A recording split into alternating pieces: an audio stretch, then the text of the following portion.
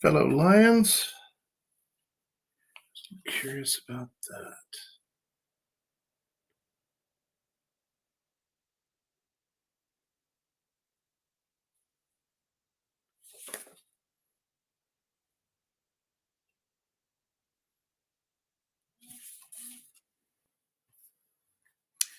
All righty, let's see. We got James in the rumble seat. Okay, let's see. What else we get going on? Let me go grab a couple of things here real quick.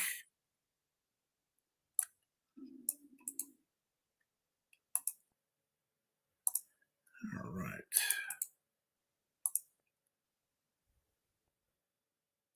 Howdy do.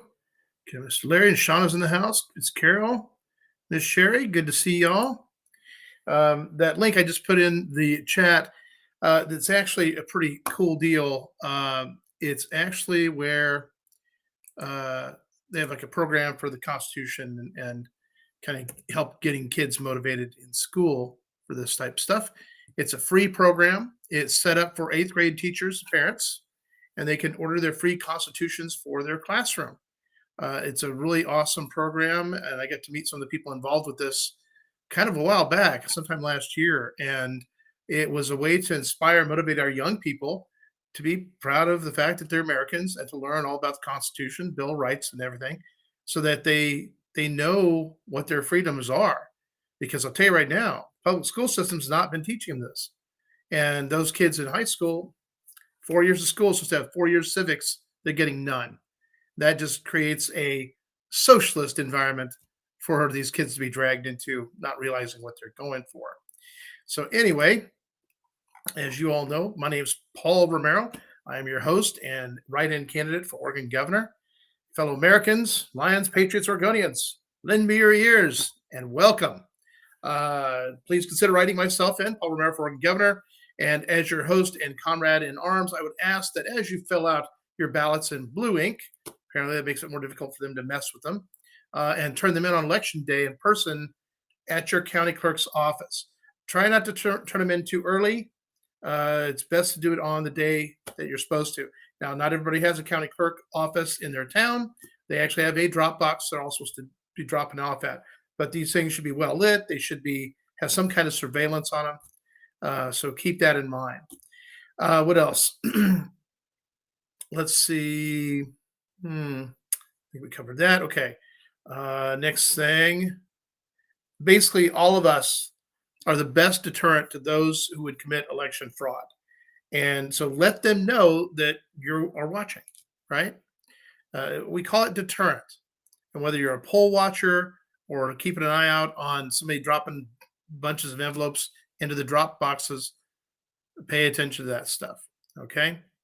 So something I ran across is, remember how they've been talking about that federal student loan forgiveness program, right? Biden was, oh, we're going to do this, yeah. And well, yep, there is a program for this. Now the kicker is, if you actually go to the website, and I'm gonna read this to you exactly what it says on the website. It says, as a result of a court order, we are temporarily blocked from processing debt discharges. We encourage you to apply if you are eligible.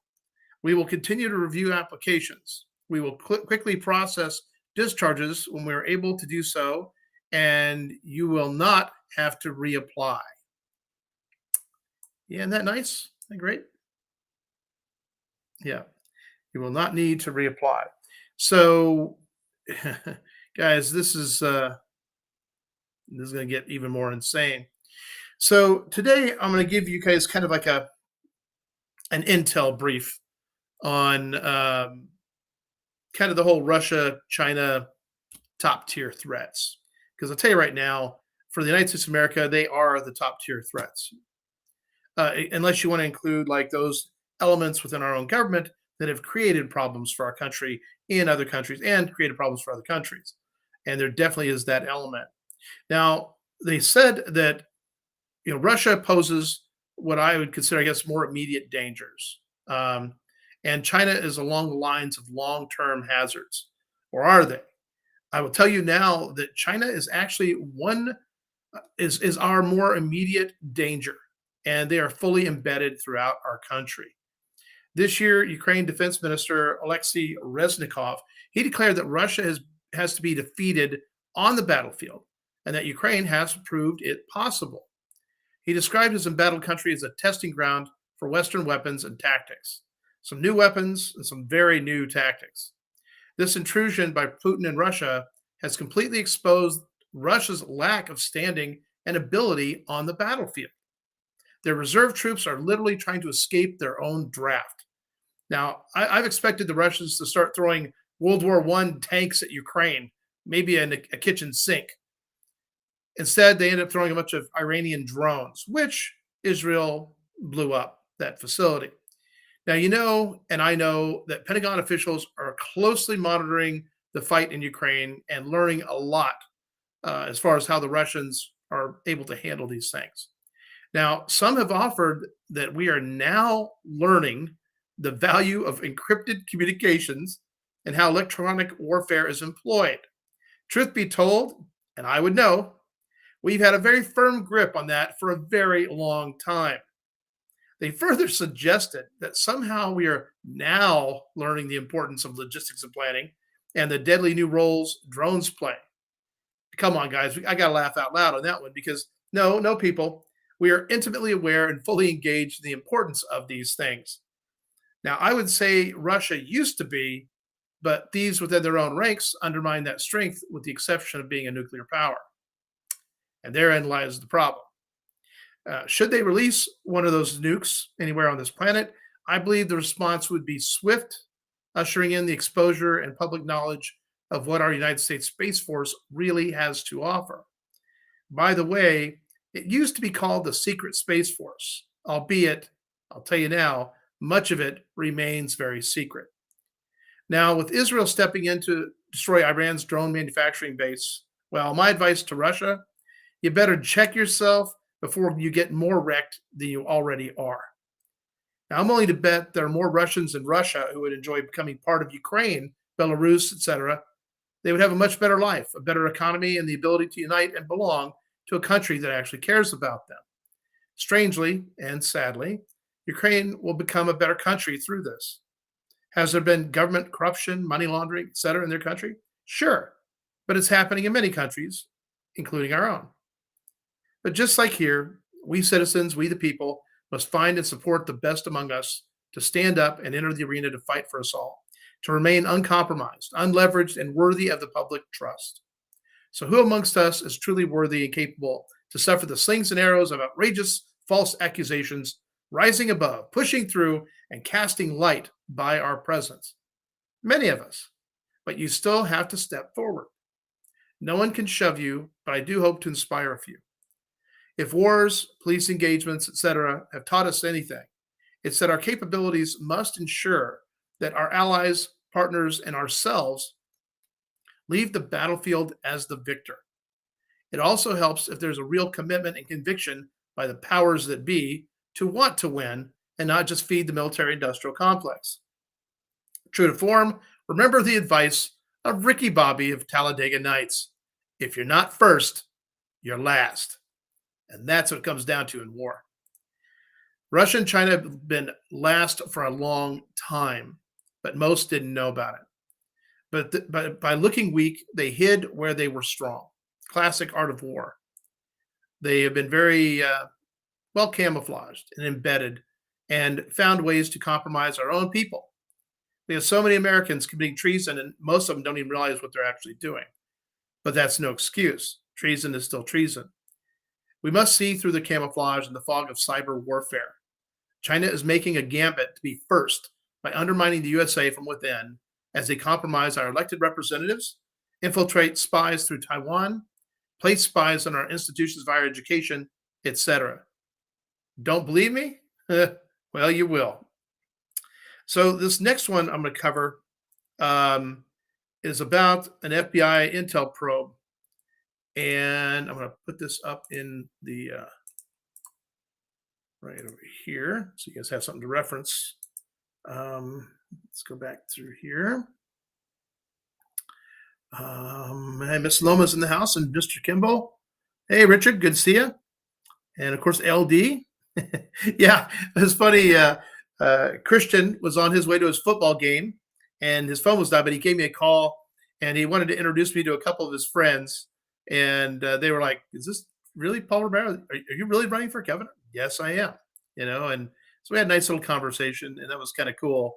Um, and of course, he won his football game. I'm happy to hear that. Had no doubt. That team is a very motivated group of young men, and that is something that I'm proud of. And I don't even know, I only know Christian, but when it comes to inspiring and motivating young people, that is one of the most favorite things I get to do. To be honest, I really enjoy that. Um, so let's see. Miss Carroll, Biden has no power. First of all, he probably can't even operate his power toothbrush. Hey, Carlene. What else? See, what can we do to put a stop to those Oregon school boards bringing in this sexual identity and other bull? Getting pretty angry with all this tyranny and drag. My 7-year-old son comes home and says he's a girl. Heads will roll and he will be pulled out as well as my girls, 2 kids. How do we get a petition started? Okay, James, the first thing is this: the next governor. Okay, you already know what I'm going to do. We're going to shut that down, lickety split. The question is, what will we know what Kotek's going to do? That's going to be bad. Betsy Johnson's going to let things ride as it is. And Christine Drazen, she hasn't spoken out against that stuff at all. At all. Do I trust her? No. When I look at her entire picture and everything I can possibly learn about her, the answer is no. And I hope I'm wrong. I really do. If she wins this, I hope I'm wrong about her. But so far, China, everything else, she's compromised and is not savvy enough to recognize it. So it's going to be very interesting to see who she surrounds herself with. Who knows? Maybe I'll get a phone call. You just never know. Hey, Miss Tammy, good to see you. Got Mr. Dale Flanders in the house. Is it true that USA is running out of diesel? I heard that. Yeah, they're talking about this, and the question is, the refineries, we only have so many. They won't let any more be built. And by the way, that's literally what keeps our gas prices up. Limited ability to process, not supply. Okay. Uh, and if that's the case, they're really going out of their way to shut us down as a country from the inside without firing a shot, guys. So all I can say is this: you Minutemen and women out there, stand by. This could get ugly pretty dang quick, and I would expect that if anybody was going to attack us, they would actually try to do it during our holidays between Thanksgiving and Christmas. Such is the nature of the enemy. They're supposed to be unpredictable, and I'm saying be ready for every day. Period. Let's see. I homeschooled his son through Connections to the Academy. Excellent. Hey, Natalia. Nice to see you. Amanda Learman, false report. I'm not sure what the. Oh, yeah, that 25 days on the diesel. Yeah, I find it hard to believe because it doesn't take very much to process oil to make diesel. It takes less to do that than it takes to make regular gasoline. So it may be erroneous. It may just be meant to scare us. Who knows? All I know is this: at this point, guys, it's becoming more and more difficult to figure out what's the truth, especially because it's become real time. Now, there's one gentleman that was reporting that today Donald Trump would be arrested, and he was coming from the position that they had some type of intel brief from 107. Now, I've not seen. I've listened to 107 for some time now, and I still have not seen anything he's alluded to really come to pass. And the thing that bothers me about this other gentleman, I think his name's Keith, that was talking. I think we got it posted in the Lions Den or something. But it bothered me what he was saying. Well, Trump's going to get arrested, and we need to do nothing. We need to just don't start a civil war. And the thing is, see, to me, that would be the words of somebody that, well, is one of the bad guys because they don't want to have to deal with us, right?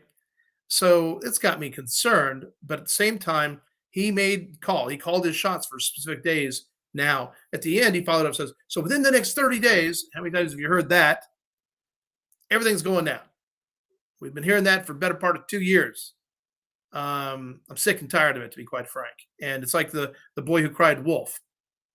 And at this point, when the wolf does come, or when everything goes down, we're going to be like, is it really going down or not? We're going to be confused. We're going to have a hard time making that distinction, unless it's just so blatantly obvious that we all just step up and do what we got to do. So it's going to get interesting, that's for sure. But as for these people that are coming out making these statements, well, if you're wrong, sit down and shut up. Stop talking because you're not helping anything. Hey, Miss Jennifer, good to see you. I got some signs put up in Sutherland today. Had to take Scooby Doo in for an allergy shot. Let's see. Okay, so hey, Jolene. And of course, Miss Gonzalez is in the house. Trump is back on Twitter, and that is awesome. That's a good sign. And by the way, just let y'all know, Elon Musk has an idea what he's going to do with Twitter. He's going to literally turn Twitter into a one-stop shop for Facebook, kind of Amazon shopping, kind of little YouTube, everything. He's going to make Twitter kind of a one-stop spot for all the above. Hey, more power to him. I'd have no problem vacating Facebook permanently. No problem at all. Especially with the way they've algorithmed me out from where I used to get up to 160,000 views. Yeah, I know. It's insane, but that's how bad the algorithm works against me here. At least they have yet to kick me off. They have yet to block me, put me in timeout, anything like that at all. But I suspect it has to do with my history, my background in the military. It's because in a way they keep an eye on me, right? I'm talking about all kinds of stuff here. So they get to kind of watch everything. Let's see. Gettysburg is in the house. There we go. Hey, Terry. Yeah, I think we're all done with this movie. We're ready for the next movie. And I don't mean a part 2 of a 3-part trilogy either. Hey, Barry, good to see you. Let's see. Yeah, so here's something that JMD just shared. Oregon China Council is a nonprofit volunteer organization established in 2003 under the name Oregon Fujian Sister State Association, which has built upon years of trusted relationships with China. That's what they say on their site. Now, the simple fact is this. I don't see any benefit to the people of Oregon in the course of that relationship. What I do see is, what is this garbage just popped up on my screen? There we go. Is that it's been a way for more Chinese to come in here and interact in Oregon. Now, the problem ultimately is this. No element of China operates outside of their country without the full knowledge and or support of the Chinese Communist Party.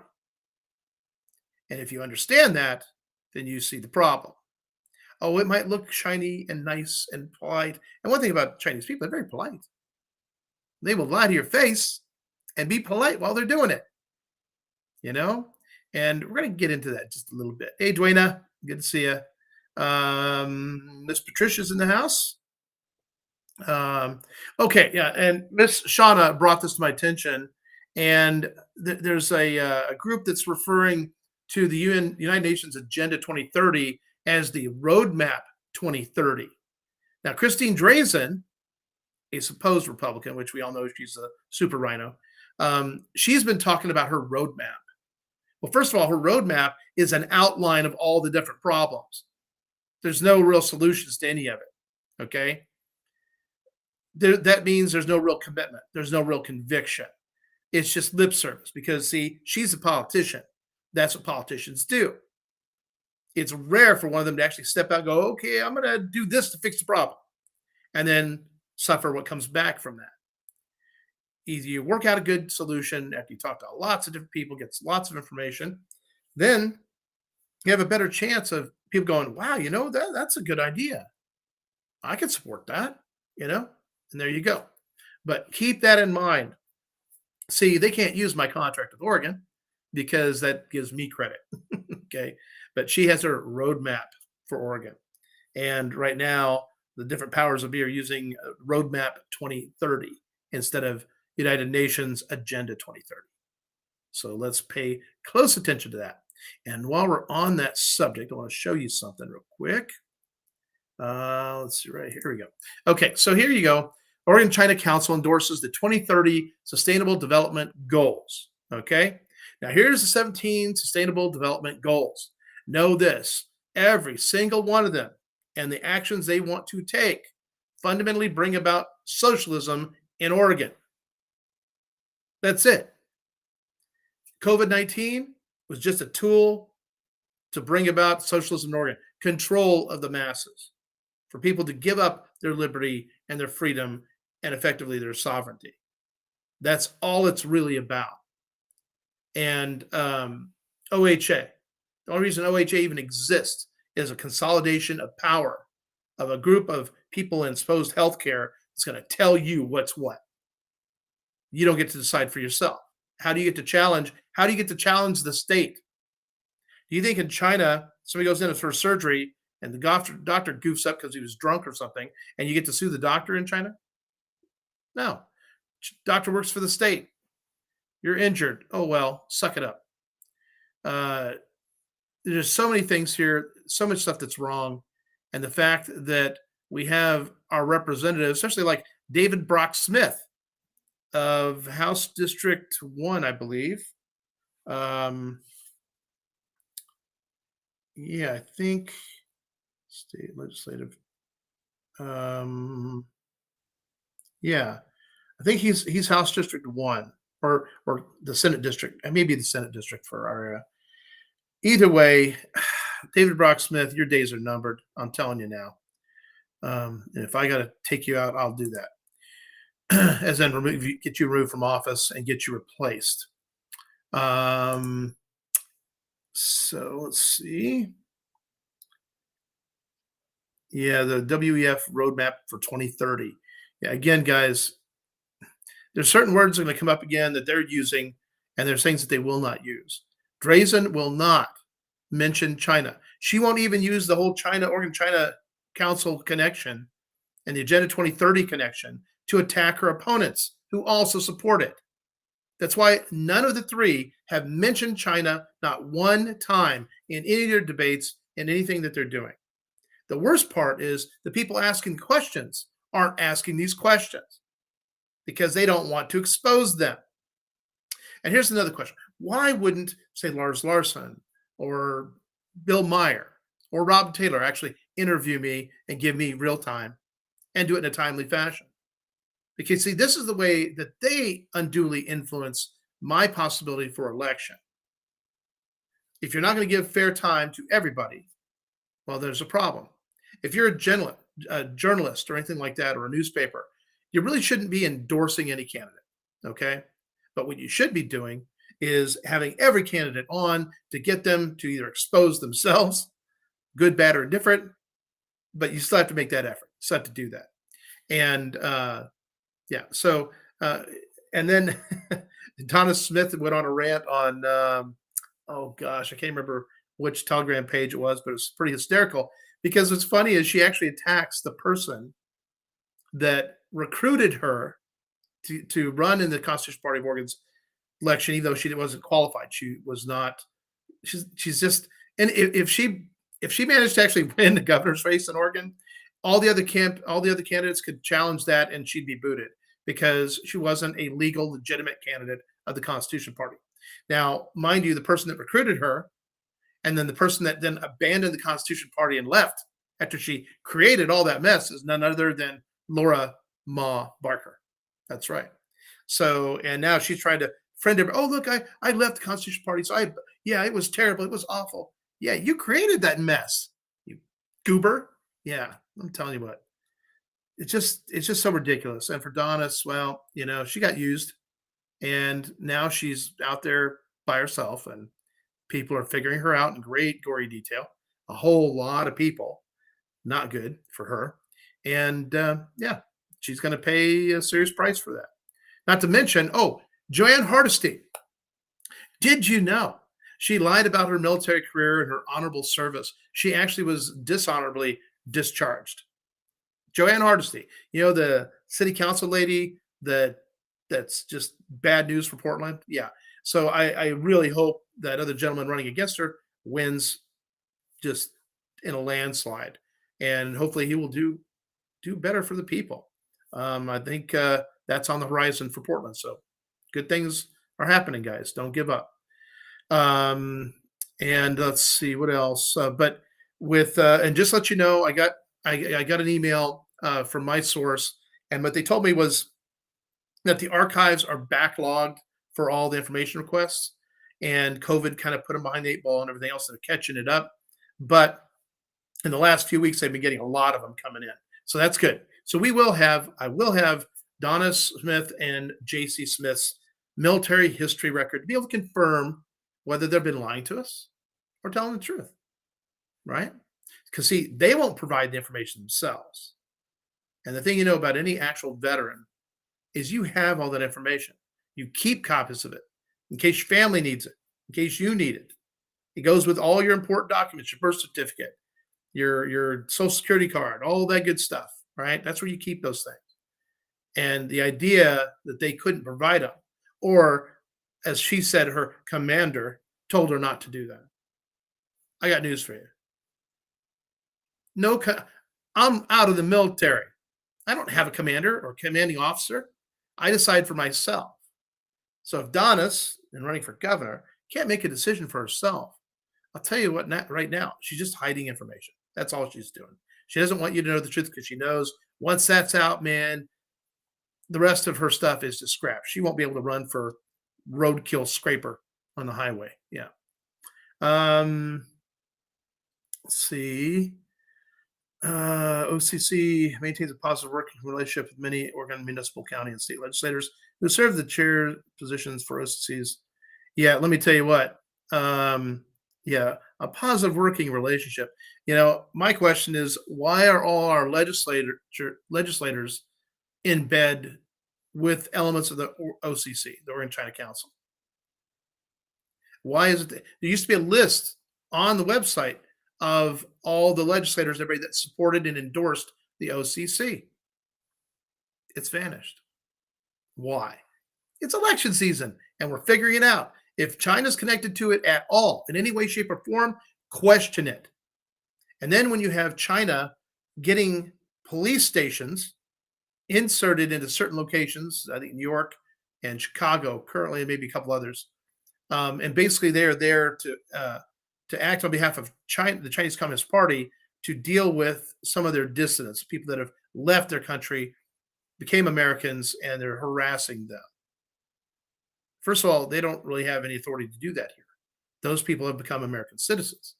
And as such, the fact that our federal government has allowed this, that certain state governments have allowed this, I'm sorry, guys, but those are acts of treason. It's against our people. That's what we're dealing with. So if you hear China in any way, shape, or form connected with anything, automatically question it. Automatically. That's what we have to do. And I'll tell you right now, China is in a better position to do damage to us than Russia is. I assure you.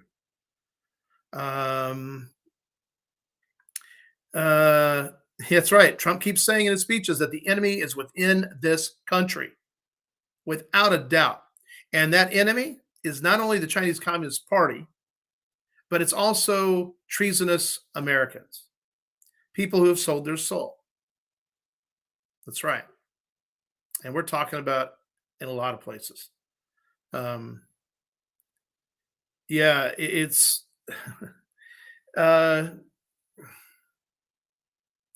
hope and pray for all the right things to happen so all these things can be addressed. Matter of fact, one of the things that Keith Guy said was that these elections for this cycle midterms are going to be postponed up to a year. Postponed for up to a year. Well, that doesn't make sense. Got a ballot right here. We're less than 2 weeks away. So, does that mean something big is going to happen between now and then? We will see. And if we see nothing, well, Keith, 107, apparently we can't trust you guys. You're pissing on our boots and telling us it's raining. And I hate to see that to be the case, but if it is, yeah, we're gonna have to kill off your cash cows. Um, let's see. What else we got? So write-in for state representative, fourth district. See, I don't think we have one for state representative for our legislature for the fourth district.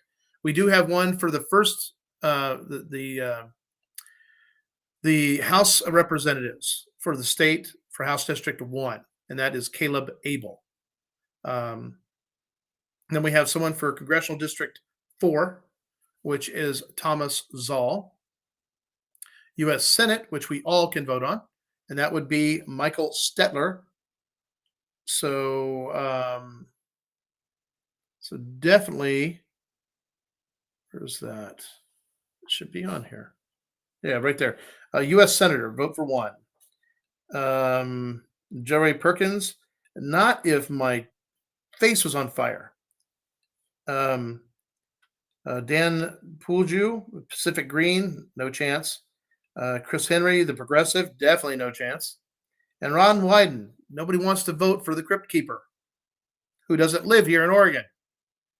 Yeah, he was supposed to have actually retired, but they convinced him to run one more time. Yes, there you go. All righty. Let's see. Yeah, and then they have Christine Goodwin. She's running as a Democrat and Republican. I don't understand how that's possible.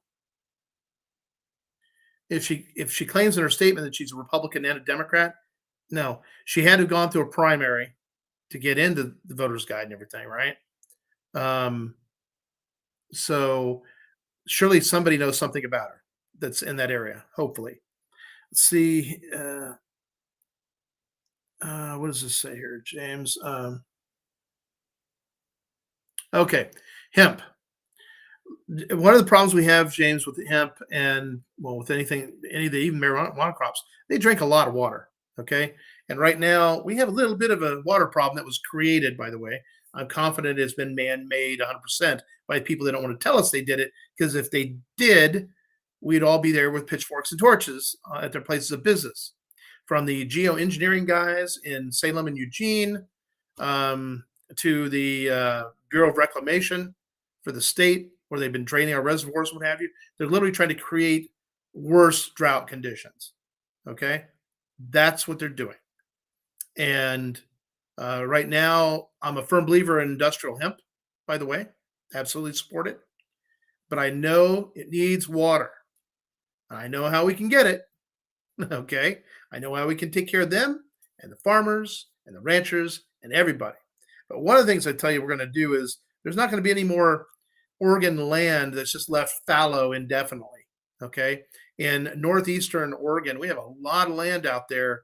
It's just grass. That's all it is. They don't cut it, they don't water it. It's just grass. They don't grow anything there. And they're actually paid to not grow anything. When you control the supply, the demand's going to be there no matter what. But if your supply is down or managing an equilibrium state, then the cost stays the same point. However, if you can actually reduce your supply, you still have the same demand, now you get to jack the price up. That's the legitimate equation for the law of supply and demand.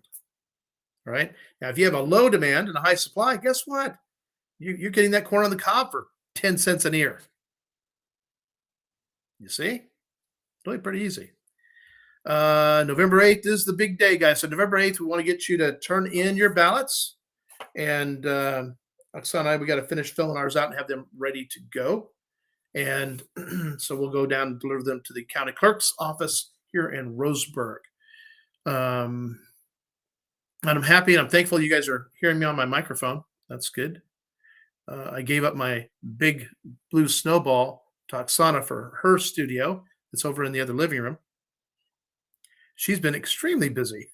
Gosh, if you guys get to run into one of her interviews she's doing They try to do them in multiple languages for everybody. That takes a little bit more time, but just really doing a great job. And the best part is apparently she's getting the attention of international news and reporting groups. So, um, what is my plan to establish or reopen mental health facilities, rehab facilities, and housing solutions for the homeless? Okay, like I said, we have the first process we have to do is we have to look at all the homeless. We have to kind of check them in, and if they came from out of state, they're going back to their state at the expense of their governor. Number two, if they can't pass e-verify, they are removed from the current system. So if they have housing through the system, if they have anything through the system, that goes away immediately.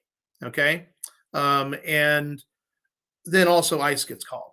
And it's like, you will come pick up these illegal immigrants, or we're going to be dropping them off on your doorstep. Taxpayers are more than happy to pay for that bus ticket. Next thing is we take the homeless that we have. We have existing programs already, but a lot of them are overrun by illegal immigrants. They have been moved to the head of the line in many cases. You see, this is a fundamental problem with this progressive element in our government here in the state. So my understanding is we actually have everything we need to address that, our own homeless here in Oregon.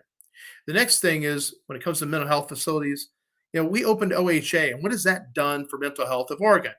Not a dang thing. They're wasting over $15 billion a year accomplishing what? Trying to tell us we have to what? Can't use plastic straws, have to wear masks, have to get vaccines that violate the Nuremberg Code, our civil rights, and all that good stuff. They're already acting like communists. So we already have a lot of these things already in place. But with the mental stuff, we got to go back to old school, go back to what we know works. And with the money that we're spending in OHA, well, guess what? We won't have to spend it there anymore. And that can be easily reallocated to the same type of thing, mental health facilities. Matter of fact, it was a friend of mine, Jack, and where he lives, they actually opened up a house that they have a bunch of mental people, some who've actually committed murder and stuff like that, living in this home and just in the middle of this neighborhood.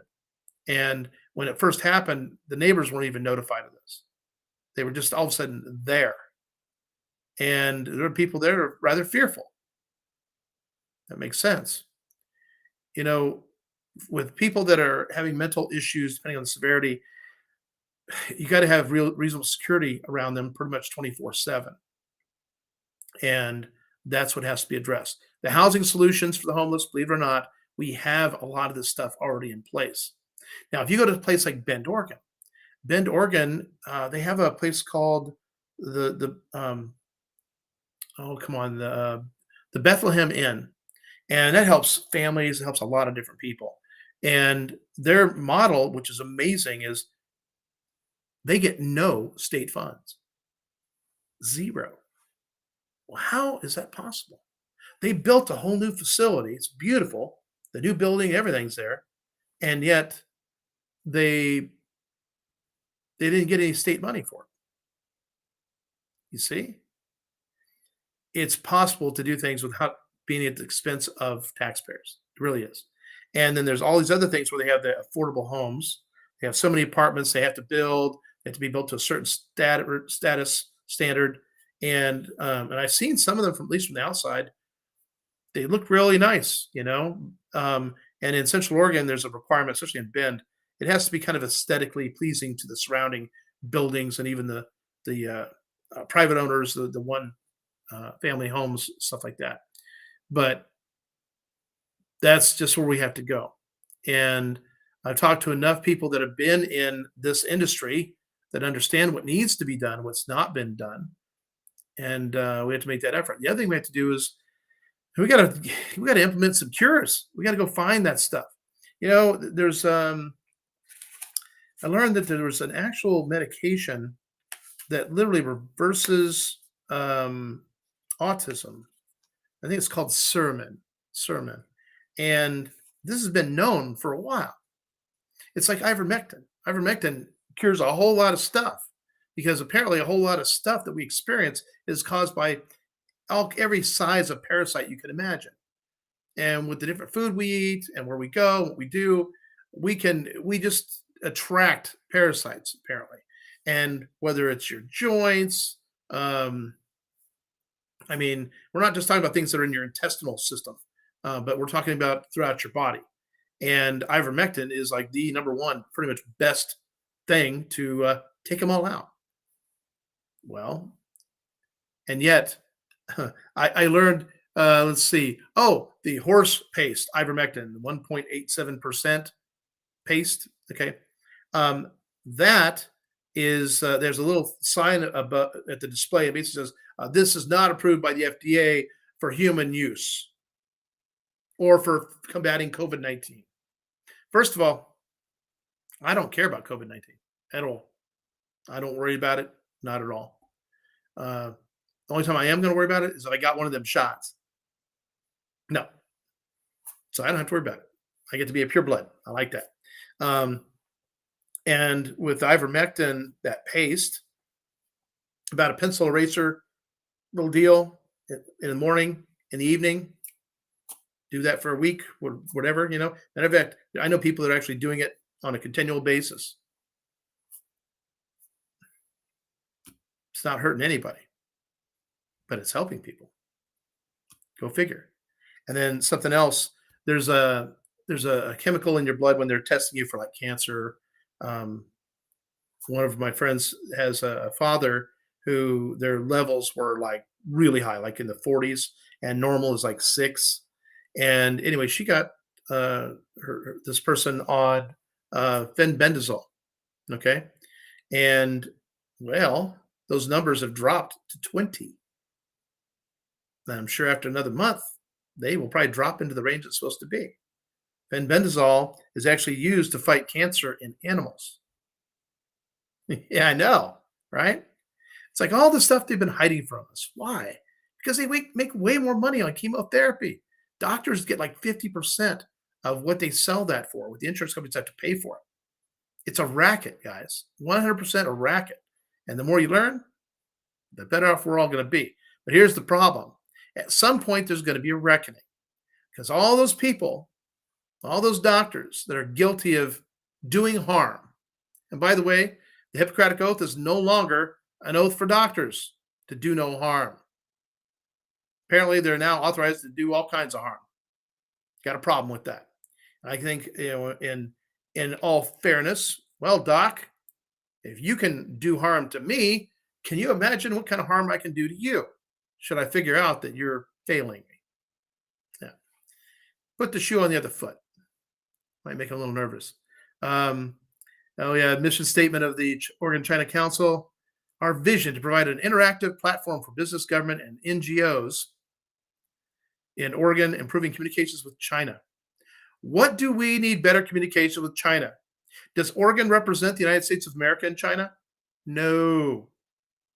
The federal government does. As a matter of fact, it's in our Constitution. That's the authority given to them. They handle all trade, tariff, treaties, what have you. It's not up to Kate Brown to authorize this stuff. And all these little legislators that are trying to be more important than they really are. But they love getting, wined and dined by the Chinese. Yeah. Guys, all you legislators out there, all you gubernatorial candidates, yeah. What you're committing, whether you realize it or not, is treason. So stand by. You will get your lumps eventually. Barry says his son makes memes from Twitter, then posts them on Facebook, and then he gets a few days of Facebook jail. What's funny is I've not been put in Facebook jail. I've reposted the same memes other people have been put into Facebook jail. Like I said, I think that the powers that be out there are keeping an eye on me. And it's one of the easiest ways they have to do that. Of course, I'm pretty sure they're watching this. Hey, you guys that are you bad guys, you guys stop doing that. You're going to go blind. I've chosen to not do TV commercial. Michelle, it comes down to funds. If you don't have the funds to do we have videos to put into TV commercials. We do not have the funds to get them on TV. That's just how it is, Believe me, to watch Kotex or Johnson or even Drazen's commercials, they got nothing. They literally have nothing. It's all uh, fluff. It's like cotton candy in a rainstorm. You know, nothing. Um, let's see. Oh yeah, yeah. Thank you, Jolene. And just to let you know, Jack Brown committed libel, public libel, and I get to sue him, by the way, for this because, in fact, it was him and his group that broke all the laws, were found guilty, and I can prove that in court with Secretary of State ruling 22-046. Yeah, not to mention all the other evidence we have to support that. So I may have to just take him to small claims court for libel and just sue him for $10,000 and be my own attorney. I can actually do that, and so I'll keep you posted on what we end up doing. It's a matter of what I have time to do. Yeah. Um, January 2020, Governor Kate Brown attended an event held by Chinese American Citizen Alliance. By the way, there's more than one group of Chinese here in Oregon, and that's one of them. While there, she wrote the people of Oregon stood together with the Chinese people in the fight against COVID 19. No, no, we didn't. We still don't.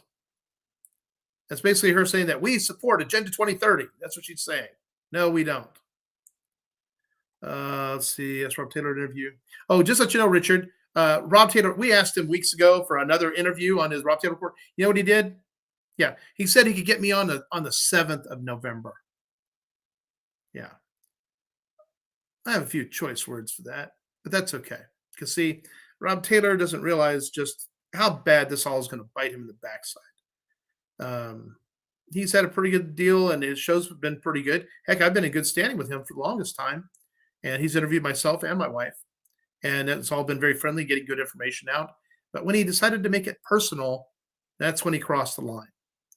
And when he decided to unduly influence my campaign, my candidacy, that's when he actually broke Oregon state law.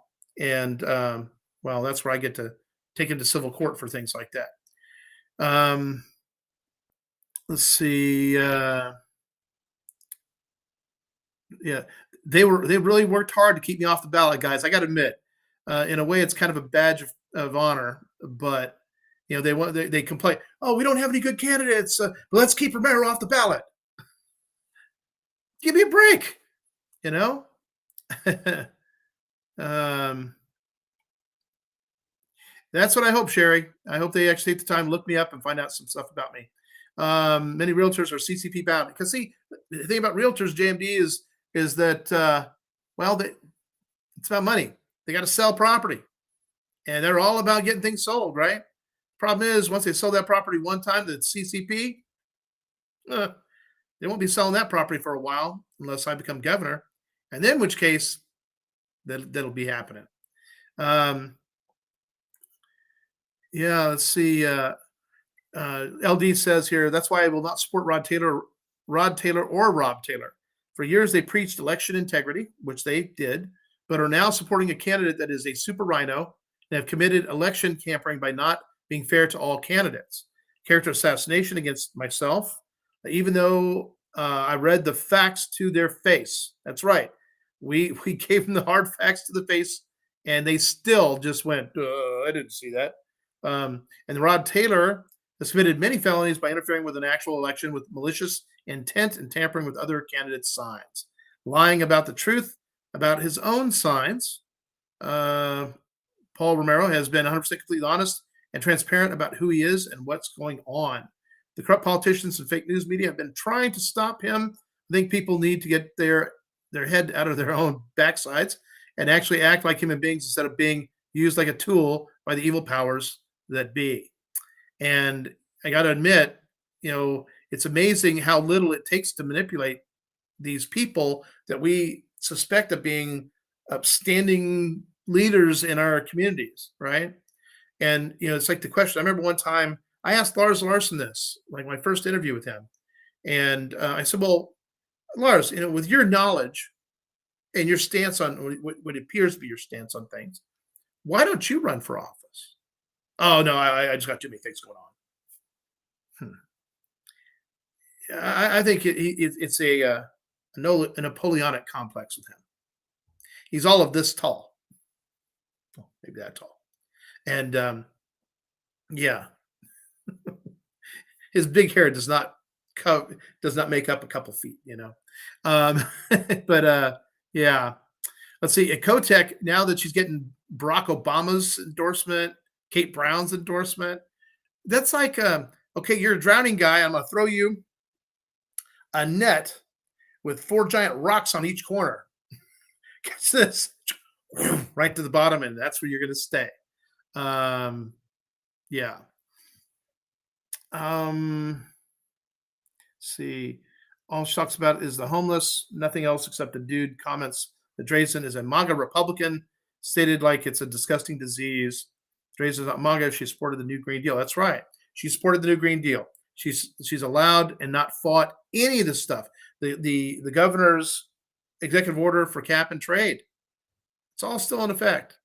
Now she says, "Oh, once I become governor, oh, I'm going to do this now." Well, where were you when you were in office in the legislature? Why weren't you raising hell? See, here's the thing, guys. These people in the legislature, they have the ability to get out there in the public and make statements and be loud, right? But do they do that? Mostly no. I mean, even people that I really trust and think are good in the legislature are not stepping up to the plate. It's like when you become, say, a U.S. senator or a U.S. representative in Congress. You go there, you better learn your ropes really quick, and then you better get loud. No one's going to listen. The squeaky wheel gets the grease. It's also one that gets greased. So watch out for that too. But the thing is that you got to step up into that. All right. Um, yeah, I have his number, and like I said, I've called him. I've talked to him. He said, our schedule is so booked." And by the way, this is weeks ago. I talked to them about this. Oh yeah, we're so booked. We won't have any opening until the 7th of November. Really? That's really convenient. You have a major solid candidate for governor. It's right in. You've been working against me this whole freaking time. Every time I go on his show, he tries to hijack me with some moron. And every time I've knocked it out of the park. Yeah. From Roger Shipman to Donna Smith to Chris Eriks, meathead extraordinaire. Yeah. And boy, he embarrassed himself so bad the last time. And I love the video. We got copies of that ourselves, and the audio. So, and the video. Yeah, because I recorded the whole thing myself. My prerogative. Um, okay, so let us. Yeah, yeah, and Rob Taylor. Yeah, he's not telling people the truth. He's misleading a lot of people out there in my regard. Um, there you go. Okay. Oh man, I'm sorry, Miss Carol. Had to go through chemo and radiation. Ouch. Hmm. Hey, Nicole, New York judge. Yes, sir. Yeah, that's right. Listen, they're basically saying that, hey, all these state employees you fired because of COVID, no shots. Huh. No, no, no. They win. They're going back to work, and you're giving them all back pay. Woohoo! That's how it should have been from day one. Every state. It shouldn't have even created this much of a problem. But it's awesome to see a judge actually standing for the law and the people. Awesome. That is a great thing. Um, see, recording 60-second radio commercial on local radio stations for each county. To run one of those is fairly inexpensive. Shanna, listen, I appreciate that. But right now, I think I have maybe about $40 in the campaign coffers over here. And every bit has been used for something for the campaign, paying for the PO box, the monthly thing we do for our internet deal, which isn't very much, that type of thing. And that's just how tight it is here. Matter of fact, I don't even have enough funds to buy more ink for my printer right now, so I'm trying to get that together. Maybe just have to use my own funds for that, which more often than not I end up doing. But yeah, I'll tell you what, I do have a 60-second commercial, and I will get that to LaDonna today. And it's just kind of a voiceover, and she also has, she can just use that as that for the radio. If you guys want to try something like that, that'd be awesome. But thank you. I really appreciate Shauna. You guys are heroes of Oregon, whether you know it or not, or realize it or not. But that's just the truth. And I'm really proud to say there's been a lot of heroes of Oregon that have stepped up. Jennifer and Tillamook, um, and you and Tom. I mean, really, it's been an overwhelming thing for me, and I really appreciate it. For anything that comes down the pike in the future, um, we're going to have to be gung ho, motivated, working day one. Matter of fact, we may give everybody a nice break until January, but that's what's going to have to happen. And the thing that's amazing is the people that I get to meet through this whole process. Man, certain people really rise to the top, and you also find in those people the people that need to be representing us all. These are good-hearted people. They've worked hard. They understand the fire hoops of life, right? That we all have to jump through, and they know how to represent us because they can relate to us. And so, pretty excited about that. Um, oh, believe me, I if people had that ability, so that's another thing, Shauna. What I'm running into is that there's a lot of people on fixed incomes. As much as they want to support, I can't tell you how many $17.76 checks I get, which was amazing. It was really pretty awesome. And once you're not on the ballot, that literally is what crippled our financial side of our efforts. Because we had a list of people wanted to donate to the campaign, but they wanted to know I was going to be actually on the ballot. Which to me, listen, if you believe in the candidate and what they stand for, what they're going to do, well, you should support them anyway. It doesn't really matter. But that's not how they were comfortable with it. So, and I don't want to alienate them or name them, but don't worry, I'll be paying them visits because I get to point out all the truth about who they picked. Yeah, who they supported. Um, yeah, thank you, Jennifer. I appreciate that. Um, yeah, stay on Benny. That'd be awesome. And gosh, we just keep checking our email because we have emails out to everybody. And man, the lack of response is just disgusting. It really is. Okay, so let's go have some fun here, right? All right, so the FBI Intel probe nets the National Oceanic and Atmospheric Administration, right, project. It was tied to a secret Navy project. Now, this researcher, his name is Yiffy or Philip Chu.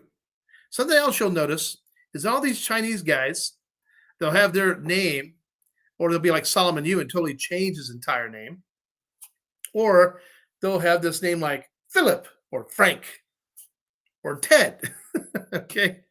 And it's not that that's what their names mean or translate to.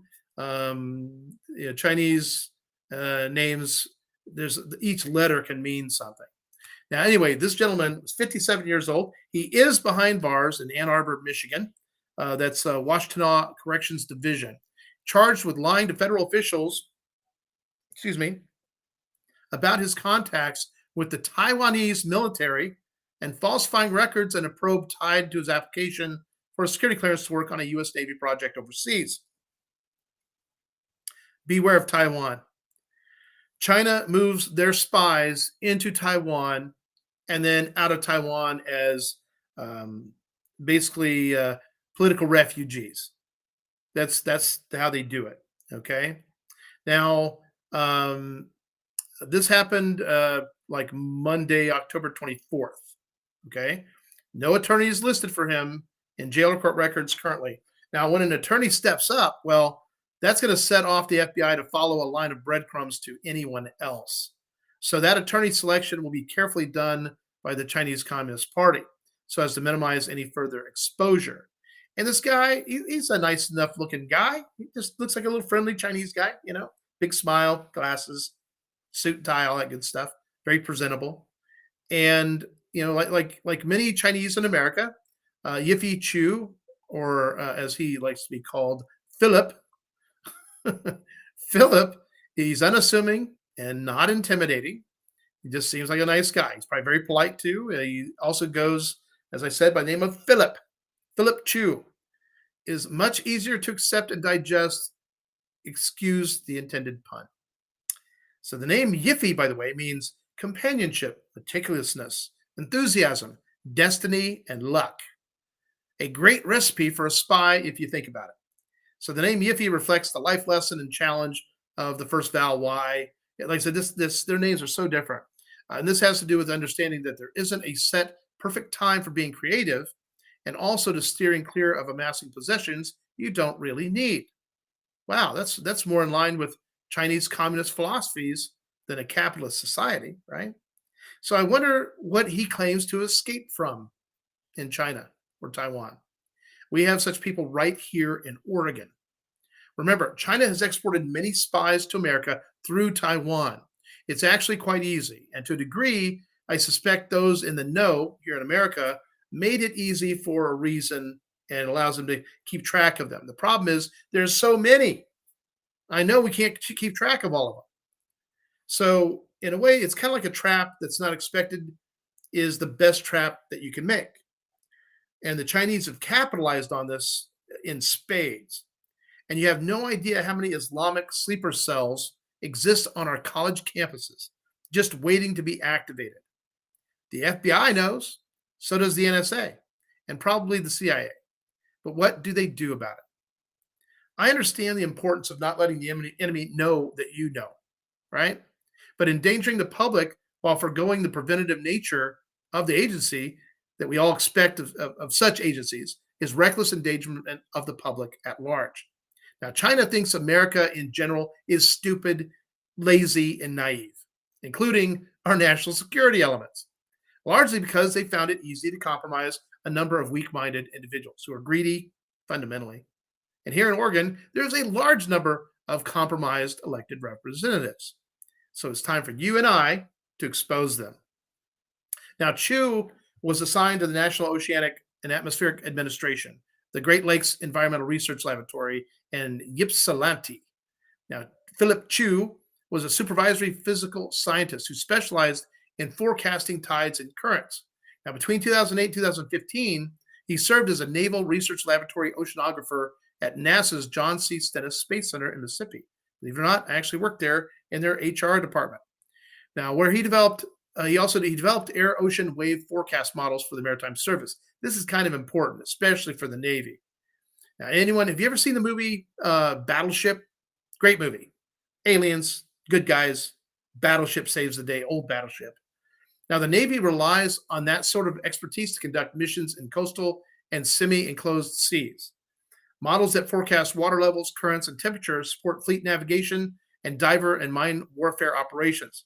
But we have to have things in place that detect the rise and fall of the ocean and other data in real time, including pressure.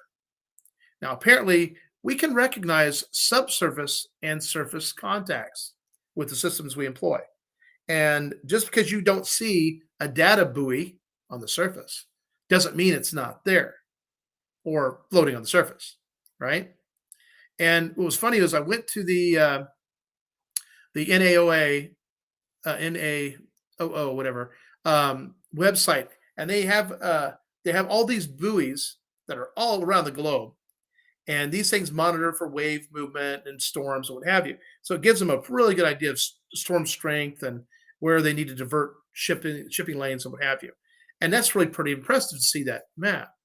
Problem is, do you think for a second that map shows you all the buoys underwater, on the surface of every area that we cover to watch for movement? Of course not. There's a whole lot we're never going to see on that map. That's the classified part. Now, what's interesting is this in that movie Battleship, or why I mentioned it, was one of the ways they couldn't track with regular radar the opposition. But these ships just kind of jumped and skimmed on the surface of the ocean. But what would happen is once they would land in a certain area, they would set off one of our buoys and it would detect kind of a pressure wave like there's something there. And that's literally how they got a beat on where they were at and where they were moving to, and they could get a firing solution and drop a big chunk of lead on them, right? And so, but these same things allow us to figure out, like, if there's a submarine moving through a given area, that's how we know where they're at. A lot of times you can't hardly hear them unless it's a diesel. And even then, we actually have fingerprints of their what they sound like. So we go, oh, that's this submarine. They all sound different. It's like a fingerprint. So according to the criminal complaint unsealed Tuesday uh, this week, Chu popped up on the FBI's radar after he applied in late 2020 for a 3-year assignment to the U.S. Embassy in Singapore as the detailed science director for the Navy's Office of Naval Research Global. Now, Chinese spies are truly committed and patient to climb our ladders. China is positioning itself to take over Taiwan. You think this is a coincidence? No, don't be naive. The fact is, I have no doubt China has more spies in the Taiwanese government throughout it than you shake a stick at, right?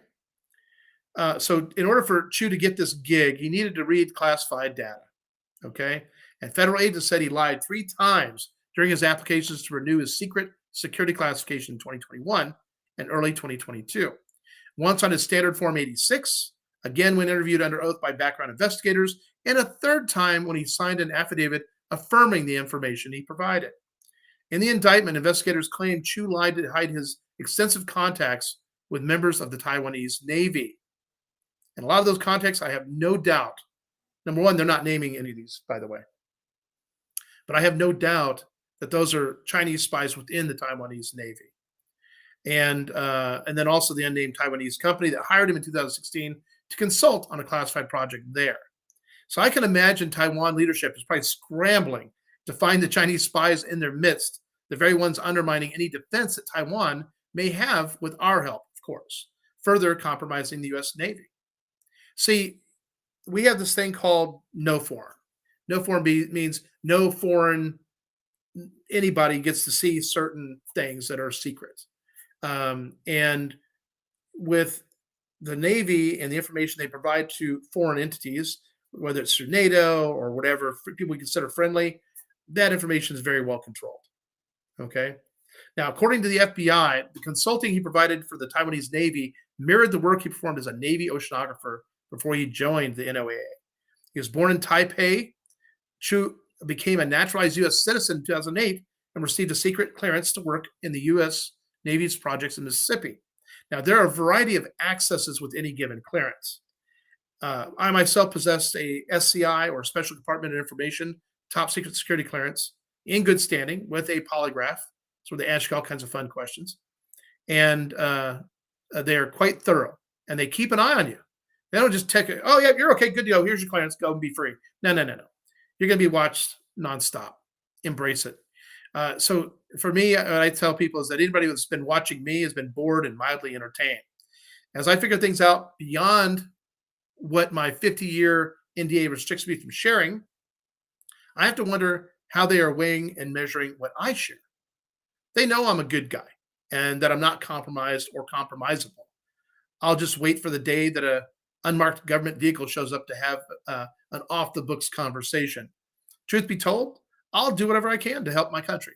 I swore that oath once, and I meant it. In a sworn statement, Chu claimed to have destroyed his Taiwanese passport and renounced his citizenship there. But FBI agents claimed he remained a Taiwanese citizen and had bought and sold property there. He got sloppy, and I'm willing to bet he'll experience an untimely demise or have to live in dishonor in jail or maybe a prisoner swap. I expect the Chinese Communist Party will deny. They're going to keep their hands off as much as they can. But lying to naive people is pretty easy, especially in a country where all they have to do is yell racism and get the average American to flee in terror. You know, it's like, oh, you're a racist against Chinese. No, I got a problem. I'm discriminatory against spies that are going to undermine my country, which means I get to exercise extreme prejudice. So go ahead, make my day. But in fact, Chu lived in Taiwan for 11 months, straddling 2020 and 21. And apparently the NOAA apparently did not know this. And he managed to obtain a new Taiwanese passport for his recent travels there, as stated in the complaint. And of course, he said, oh, no, I destroyed that. I'm totally not a Taiwanese citizen anymore. My question is, how does he become an American citizen? Was he a political refugee from Taiwan? Who was he connected to? Who helped get him the job? Those are the people I'd be waterboarding. Be honest. So, and of course, the NOAA officials have not really responded to messages seeking comment about all this. But Chu's indictment reveals they believed he had been working remotely from his Michigan home during those years. But in fact, he was actually over there in Taiwan. Uh, it's it's a long mess, but at least it was found out and it was prevented and stopped.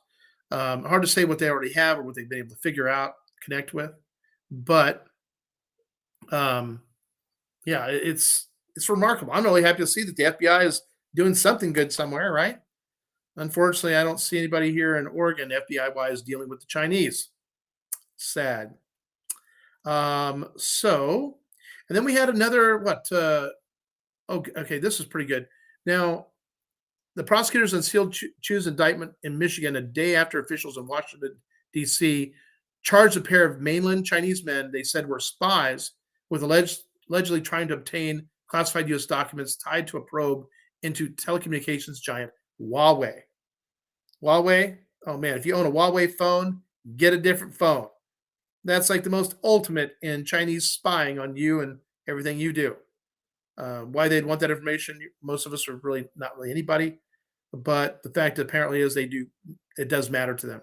So another 11 alleged Chinese operatives were targeted in the federal investigation, including intelligence officers working as illegal agents in the U.S.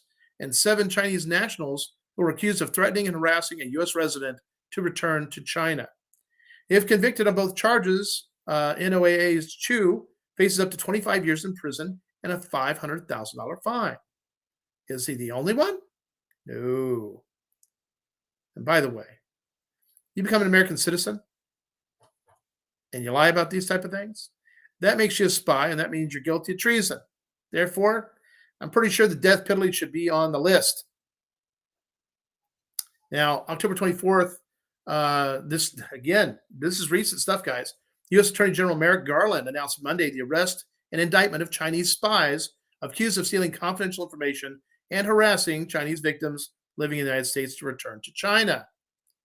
They try to get them to go back to China, and when they do go back to China, because they threaten their families and what have you, then they jail them and they wait till they need their kidney or their liver or something like that, and then they pretty much get harvested. And yeah, it's nothing good over there. Over the past week, the Justice Department has taken several actions to disrupt criminal activity by the individuals working on behalf of the government of the People's Republic of China. Now, Garland said that earlier Monday that a complaint was unsealed in the U.S. District Court for the Eastern District of New York, charging 2 Chinese intelligence officers with attempting to obstruct, influence, and impede a criminal prosecution of a telecommunications company, Huawei, based in China. Yeah, they've been spying on all those who own these phones, like I said. And as a side note, do I think for a second that my own communications, even right here, are being monitored? That my computer is accessed by various 3-letter agencies? Absolutely. I have no doubt. I'm confident that it is. Same thing with my phone. But first, there's nothing damning or compromising, as there's nothing I'm involved with that's below board. Second, yes, they are violating my constitutional rights, but I lack what's needed to fully censor and protect everything I do, figure out, etc. And 3, I do take the time to crack wise at those who are listening in with insults, jokes, singing, observations, personal, and the like. This is what I mean by them being bored but entertained. I also like to say, hey, go watch the real bad guys and do something about them, or stop being voyeurs and get in the game. In total, 13 people were charged in 3 separate cases in the harassment and espionage schemes, according to the Justice Department.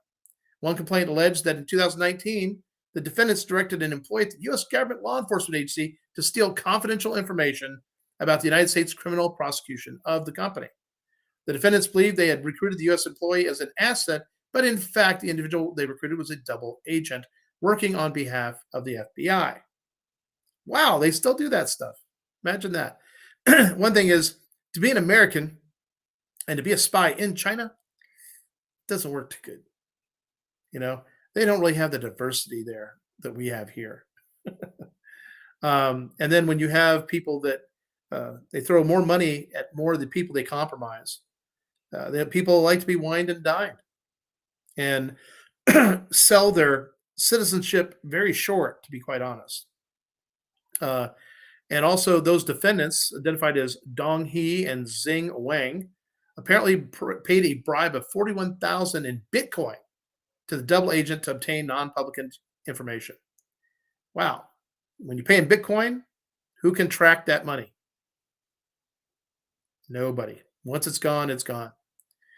So Garland also said that the Chinese spies had sought confidential information on witnesses, trial evidence, potential new charges that were going to be brought against the company. And I love disinformation. The double agent actually provided the defendants with documents that appeared to present some of the information they sought. But in fact, the documents were prepared by the US government for this investigation and did not reveal actual meetings, communications, or strategies. So fundamentally, something Garland had said was that this was an egregious attempt by PRC intelligence officers to shield a PRC-based company. And by the way, all Chinese Communist Party, all the companies out of China, they are all PRC intelligence controlled companies. They don't do nothing without the approval of the Chinese Communist Party. All right. So basically, the goal was to keep their company from being held accountable and to undermine the integrity of our judicial system. Now, there's been situations where we've caught spies, but judges have refused to prosecute them or to actually hold them accountable for what they've done. So my thing about that is this. Once you're a spy, well, fine. You go to Gitmo and you never get to leave. Actually, that's where you're going to live and you're going to die there. And after they get all the information they possibly get out of you, well, save the taxpayer some money. Drop the hammer. Hold them truly accountable for the treason they're committing. And also, to me, if you're a spy doing that type of stuff, you're really an enemy combatant. Just because you're not carrying a gun or shooting at somebody doesn't make you any less of a combatant when your goal is to undermine the country that you're in. And that goes both ways. So, let's see. So, what else? I know we had a few more over here. There was a bunch more defendants that were also connected to that one. What's really interesting is when you run across some of these names and you're like, okay, so here's one. There's Dong Ting or Dong Chelsea Ting, right? Yeah, Chelsea. That sounds like a really nice American English name, doesn't it? Wonder if they call her Chelsea for short. Gosh. So here's another one you got to watch out for. The spies also alleged using an affiliation with the purported Institute for International Studies at the Ocean University of China as their cover. Again, guys, anything connected to China is connected to the Chinese Communist Party, is connected to the PRC, their intelligence division. It's all connected, the PRC. And don't be naive to think that it's not. Oh, no, they're really nice people. You are really naive and an idiot and have no business representing us in anything of the sort. And unless you're the ambassador to China working on behalf of the federal government, no, nobody in Oregon should be working with the government of China or any element therein for anything. Doesn't matter what our exports are. I'm more concerned about what the imports are versus the exports. And right now, we have a huge trade gap between what China sends us and what they allow us to send them. Yeah, there's a problem there. So, and there was one of the people that I talked with that's in California. She had a neighbor, I think about 2 years ago, that was arrested and was a spy from the college. Got her dead to rights, and a judge was literally trying to let her go. And I'm waiting to find out what's happened with that because she was actually hiding out in the Chinese embassy until she had to get some dental work done before she went back to China, apparently. And so when she left the embassy, that's when U.S. Law enforcement grabbed her. So, yeah, like I said, they had him dead to rights. And the Chinese had an initiative called Operation Fox Hunt, and that was to locate and bring back to China alleged fugitives who fled to foreign countries, including the United States. There is legitimate foreign refugees that have fled communism. They exist. And even my wife fled Ukraine back when Putin and them first invaded Russia back in what, 2000? Oh, come on. Gosh, it's been like 15 years ago. Um, this does happen legitimately. And there are a lot of Chinese people that have escaped that.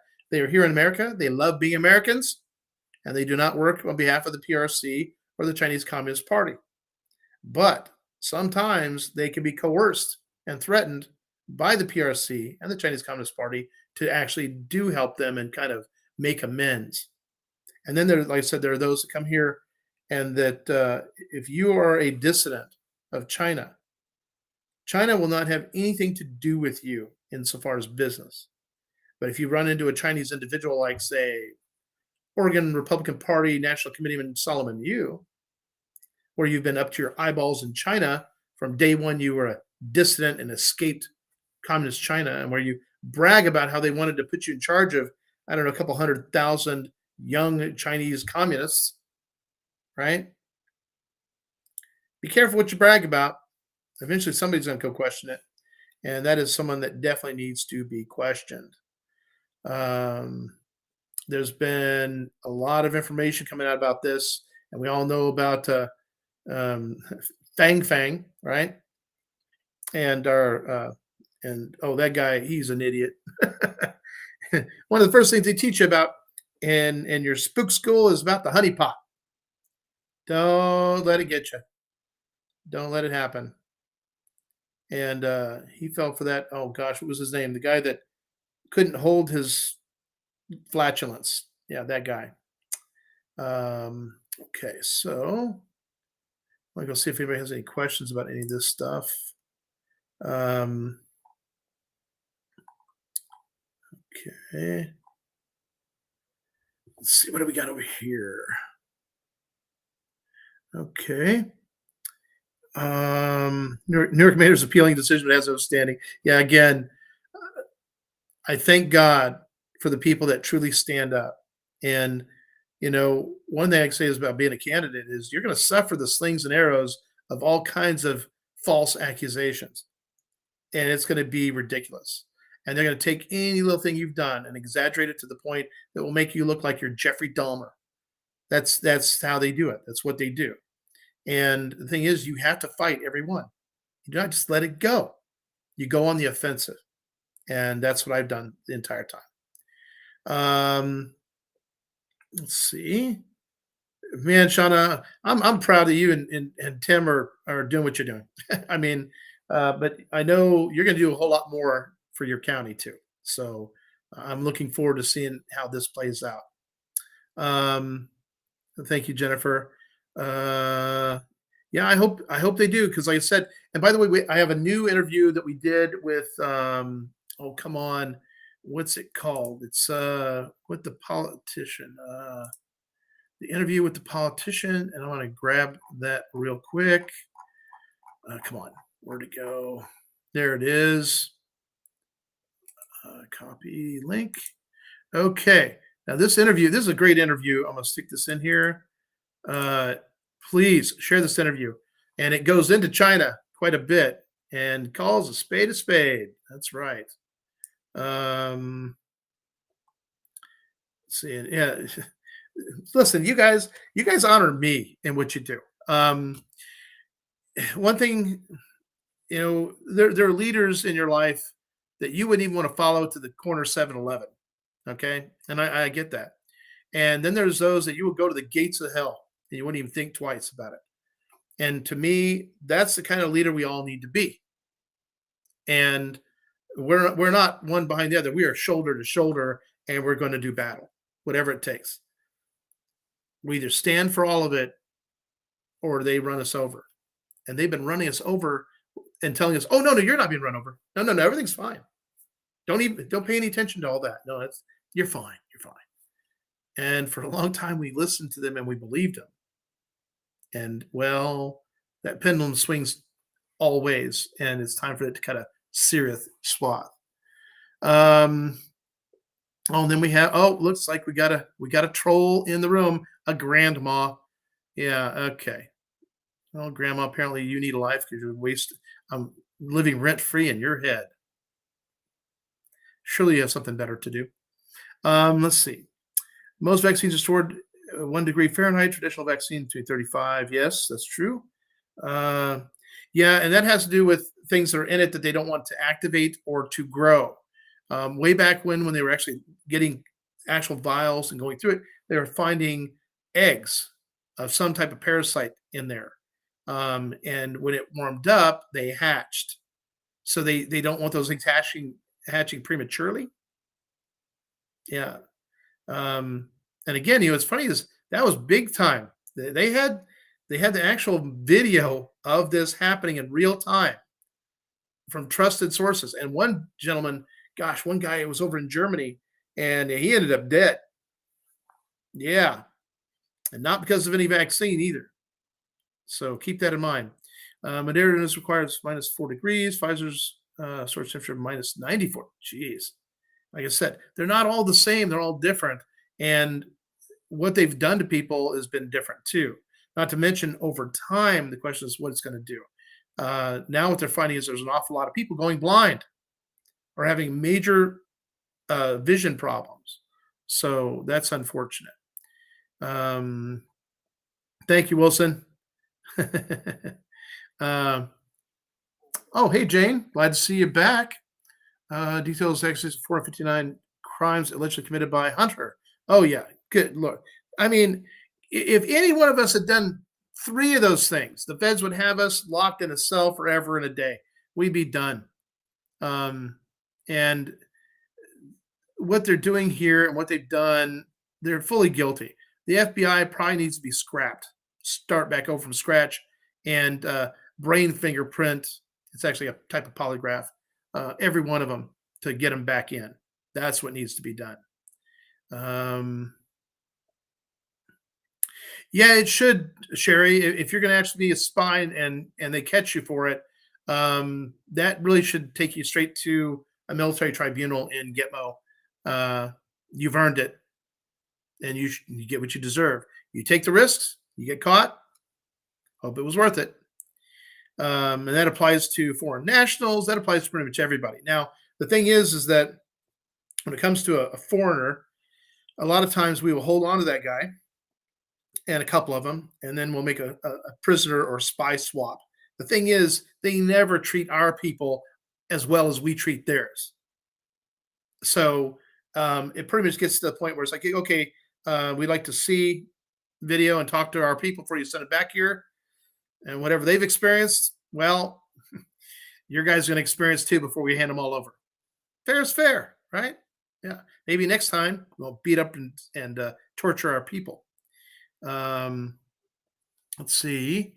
Donna's video, dark and ominous, that she put on Facebook, I think today or yesterday. Let me tell you what Donna's is just, she's drowning and people are figuring out who she really is. She can't keep lying. Nobody's believing her with good reason. And she kind of attacked Laura Barker, but she didn't name Laura Barker.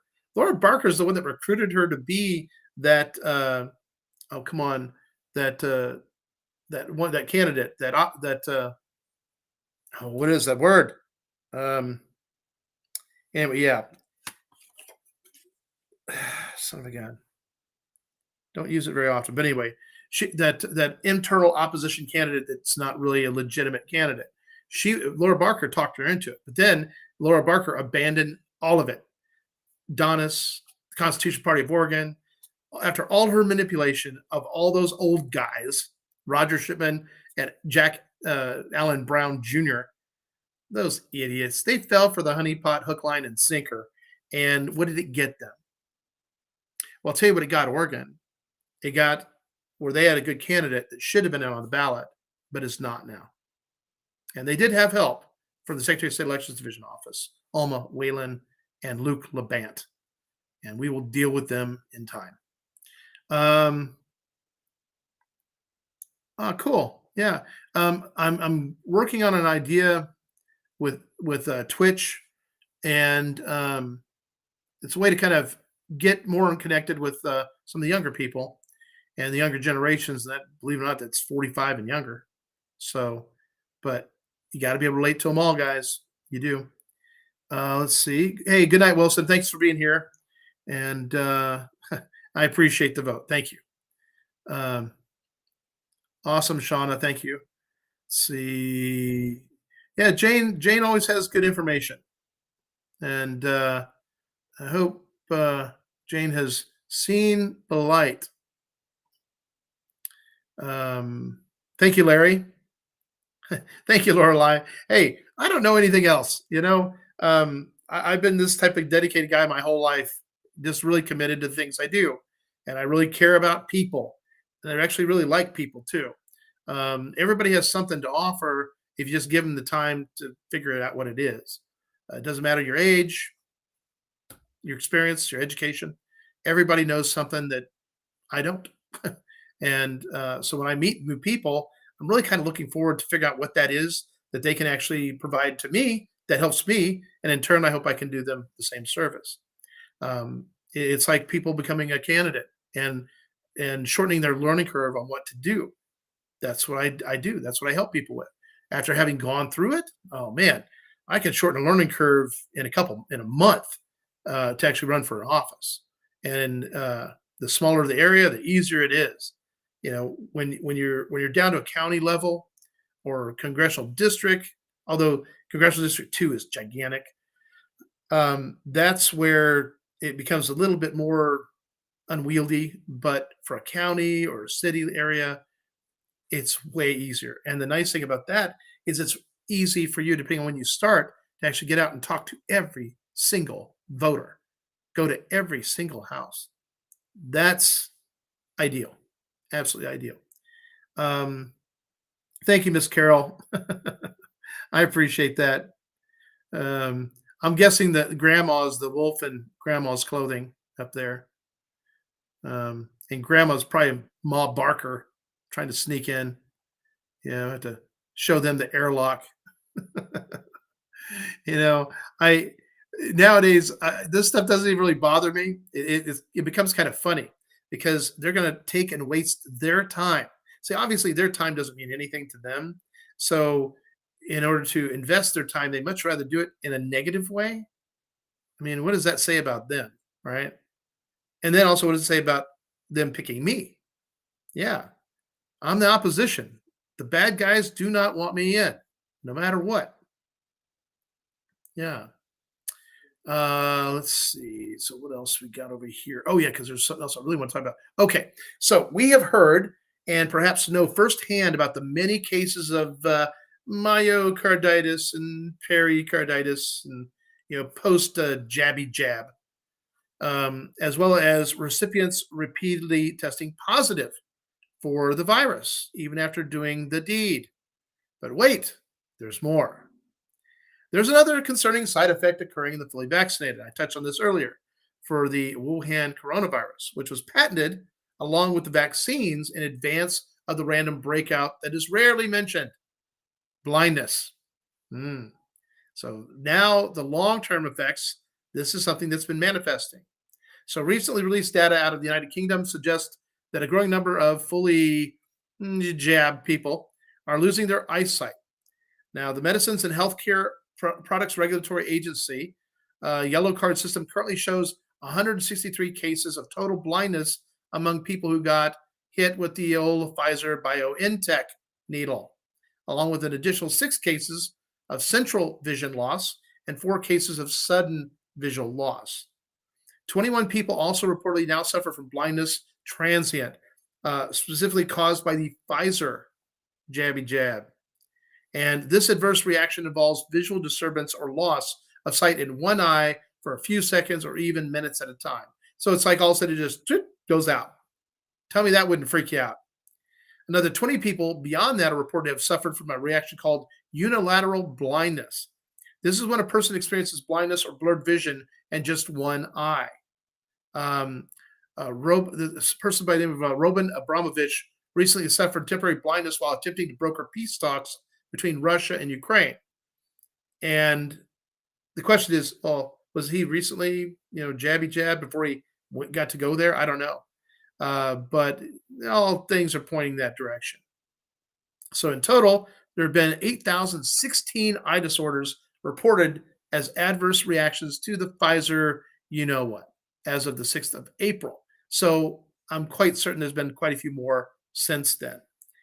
So, the real question is this: who wants to be a statistic? Not me, especially that one, right?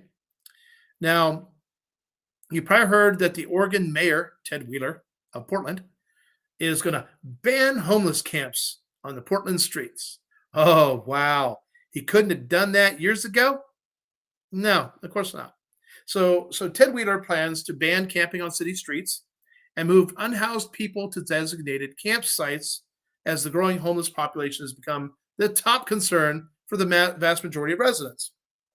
No, it has been the top concern for the majority of residents. Now, the magnitude and the depth of the homeless crisis in Portland is nothing short of a humanitarian catastrophe. And Ted Wheeler said something along these lines. He also said that we need to move our scattered, vulnerable homeless population closer to the services that they need. Okay, how about this, Ted? How about stop inviting homeless from all over the globe to Portland and let them know they get free drugs when they get here and they won't get arrested or fined for using cocaine and heroin and meth and everything else? Yeah, you made it a mecca for drug users and abusers and homeless people. How is that working on behalf of the people that put you in office? Not very smartly, right? Well, the resolution would establish at least 3 large designated outdoor camping sites, with the first opening within 18 months of securing funding. So here's the thing. Oh, it's a wonderful idea, but first they got to secure the funding, and then they'll open it up in 18 months. Ted Wheeler is a special kind of stupid. He doesn't care about anything. What's he been doing all this time? He's been literally allowing this problem to propagate and grow. Okay. Now, Wheeler didn't specify when this funding would be confirmed or even how much the measure would cost. The designated camping sites would initially be able to serve up to only 125 people and will provide access to services such as food, hygiene, litter collection, and treatment for mental health and substance abuse. Wow. Why aren't they doing that now? Why haven't they been doing that for the last 2 years? Did Wheeler just come out of a coma or something? Now, he claims that the sites could eventually serve 500 people. Okay. Yeah. Do you think we only have 500 homeless in Portland? Now, if you get rid of all the imports and all the illegals, there'd still be more than 500, I'm pretty certain. Now, Oregon's homelessness crisis, they claim that it's been fueled by a housing shortage, the COVID-19 pandemic, and drug addiction. Housing shortage? No. That is not Portland's homeless problem.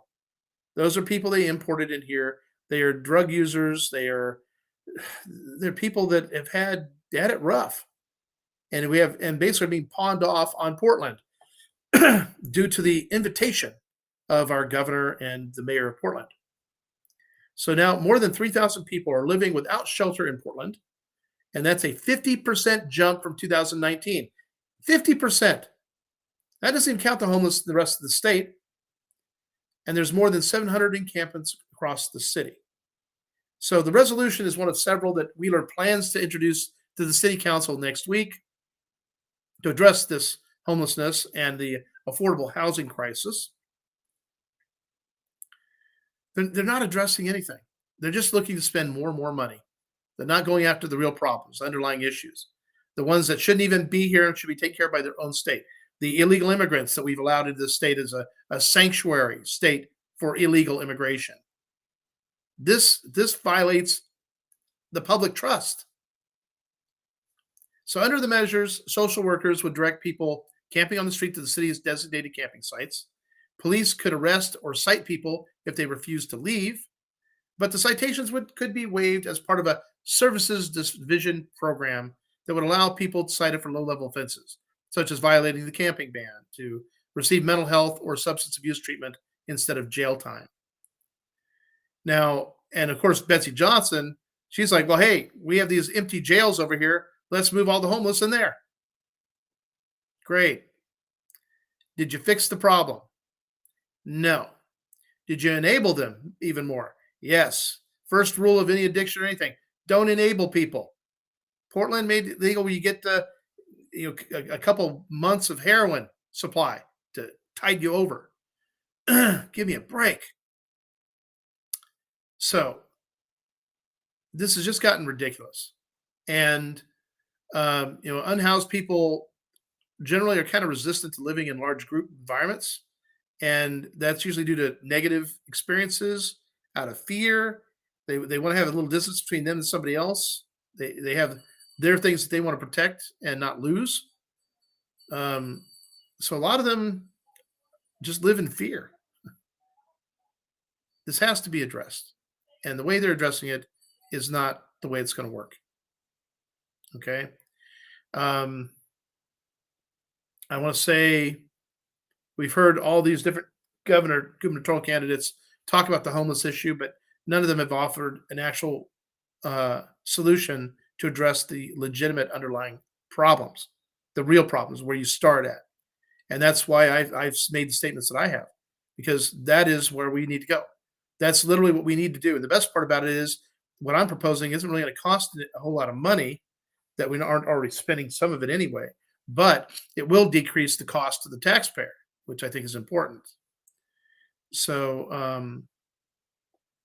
now let's see. We know that Tina Kotek, she's got strong pro-choice views. Betsy Johnson does too. That's a cornerstone of her platform. And of course, they're all endorsed by Planned Parenthood, Pro-Choice Oregon, and the Mother Pack. And they've seized on the abortion issue with a whole lot of statements since the Supreme Court ruling. And basically, Kotek's stance is what they claimed was most likely close to that of the majority of Oregon voters. No, Kotek, it's not. Just absolutely remarkable. Now, apparently, back in 2018, a relatively modest ballot measure, which would scale back but not eliminate public funding for abortions, was rejected by voters 64 to 36%. Now, one of the problems I have with some of these measures is how they've been confusing to people, right? So they want to vote against funding abortion, but the way it's written, it appears you have to say yes to say no, or no to say yes. Not to mention the fact how many votes they remove. You have 500,000 people vote, but you only have 150,000 that actually voted on that one measure. Where'd all the rest go? Do they just give up on this? This is money out of their pocket. And I highly doubt they just didn't show up. Very convenient. Same thing with the legalized marijuana here in Oregon. I really question that vote. But it's legal in the state. And as what's funny is initially is that nice peak where everybody was using it like crazy, and now it's fallen off. And then you have to worry about these other issues of fentanyl, right? How many people now have gotten cocaine laced with fentanyl and died? That number is going up too, guys. If you're smoking weed, you're going to a party. If it's not yours, you better not do it. I would even take the chance. If it was your friend's, you better know that it came out of his garden. Didn't come from down the street somewhere. They're lacing everything with fentanyl. And all you have to, the right amount of fentanyl, you can just touch a couple of grains with a little finger like that and be dead. And it used to be if anybody was selling drugs, the last thing they wanted you to do is die. Because if you die, you can't buy more from them, right? Well, obviously, they don't care if you die. This is about apparently the Chinese, who are the mass importers of fentanyl into America, illegally, by the way, they think that all us Americans are just a bunch of druggies. That's what they think. It's like when Japan thought that they could drop bombs on air balloons, float them around the globe, which was quite ingenious, that whole apparatus, and then drop them into our forests on the West Coast and burn the entire country out. They actually thought they could do this. No. and they only had one of those bombs go off here in Oregon, as a matter of fact, and it killed a mother and a number of her children while they were out on a picnic. So um, they don't really understand this. And right now, when it comes, there's a study they claim that 63% of Oregonians thought that abortion should be legal in all or most cases. I question that number. Abortion and guns, often a nationally a prescription for conservative wins, right? And their claim in the article I read was that that could cut the other way in Oregon this November. They're trying to cast doubt on the potential win for any conservative or even a fake conservative, as we currently have. So stand by, people. Beyond that, I'm going to save that one for Sunday. And I want to say thank you. I'm going to touch base here real quick. Yeah, we're getting down. Like I said, we're getting down to the end, and people are busy. There's also a lot of people that watch this after it's done. They'll watch it tomorrow or later this evening. So, um, but let's see. Yeah. Yeah, whenever I heard people in my family that were getting it, I was just like, "Oh my god, no, please, no!" The good news is my children didn't do that, so that's kind of a relief to me. And I know some other people that did, and my hope is that they got the saline solution and not the bad stuff. I kind of hope that for a lot of people, but I know that's just not how it's going to work out. The curiosity, the $1 million question is how many of us are going to be left? But know this, opposition, whoever is left is going to fight down to the last man, and you're going to pay for it. So, all right. That's right. Kotek, Drazen, Johnson all voted for legal immigration to flood Oregon. They all voted to restrict the police and defund them, actually. So, but now oh no, we need our police. Yeah, yeah, you lying pieces of, you know what? I'm so tired of that stuff. But okay. All right, folks. Well, anyway, remember, when you fill out your ballot, use that blue ink if all possible and turn it in the day of the election. Do not turn it in early. They can count them. Not to worry about that. They're still going to use the machines, but it makes it harder for them to cheat because they don't really know who is turning in their ballots, because if they go in and manipulate it too much, well, that shows too. So we're trying to create as many stop gaps and monkey wrenches as possible to basically where they just have to just get it done. And so bear with me. Thank you for those that are writing me in and their families and everybody. But like I said, we're already building plans for the future on top of the contract with Oregon. That stands no matter what. Maybe add a few more things, but we'll get it done. So that's the bell. I'm out of here. Thanks for being here. You guys have a great evening, and I look forward to seeing you on Sunday, if not sooner. And LaDonna, I'm going to get you the voiceovers this evening. Okay? Talk to you guys soon. Thanks a lot.